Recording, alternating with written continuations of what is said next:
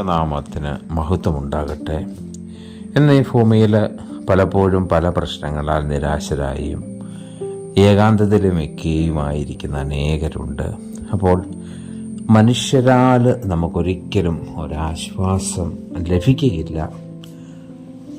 ആശ്വാസം തരുന്നവനായ ദൈവം വിശുദ്ധ യോഹന്നാന്റെ സുവിശേഷം 1-ാം അധ്യായത്തിൻ്റെ 12-ാമത്തെ വാക്യത്തിൽ നമ്മളോട് ശക്തമായിട്ട് പറയുന്നുണ്ട്, ദൈവപുത്രനായ യേശു ക്രിസ്തുവിനെ കൈക്കൊണ്ട് അവൻ്റെ നാമത്തിൽ വിശ്വസിക്കുന്ന ഏവർക്കും ദൈവമക്കളാകുവാൻ അവൻ അധികാരം കൊടുത്തു.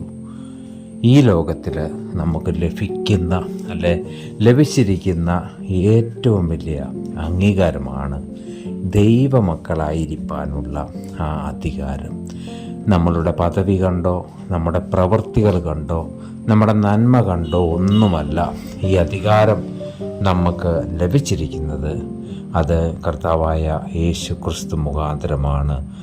കർത്താവായ യേശു ക്രിസ്തുവിനെ കൈക്കൊണ്ട് ക്രിസ്തുവിൻ്റെ നാമത്തിൽ വിശ്വസിക്കുന്ന ഏവർക്കും ലഭിച്ച ഈ അംഗീകാരം, അതിന് ഉതകുന്ന രീതിയിലായിരിക്കണം നമ്മൾ നമ്മുടെ ജീവിതം മുന്നോട്ട് കൊണ്ടുപോകുവാൻ, ദൈവമക്കളാകുവാൻ ദൈവം തന്ന ഈ നല്ല ഭാഗ്യ അവസ്ഥയിൽ നിരാശകൾക്കോ അല്ലെങ്കിൽ നമ്മുടെ ജീവിതത്തിലെ ഇപ്പോഴത്തെ സാഹചര്യങ്ങളോ സങ്കടങ്ങളോ ഒന്നും കൊണ്ടും നമ്മുടെ പദവി നഷ്ടപ്പെട്ടു പോവുകയില്ല.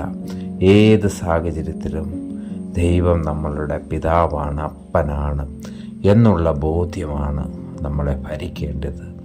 അങ്ങനെ ജീവിക്കുവാൻ ദൈവം നമ്മെ ഓരോരുത്തരെയും സഹായിക്കട്ടെ. ആമീൻ.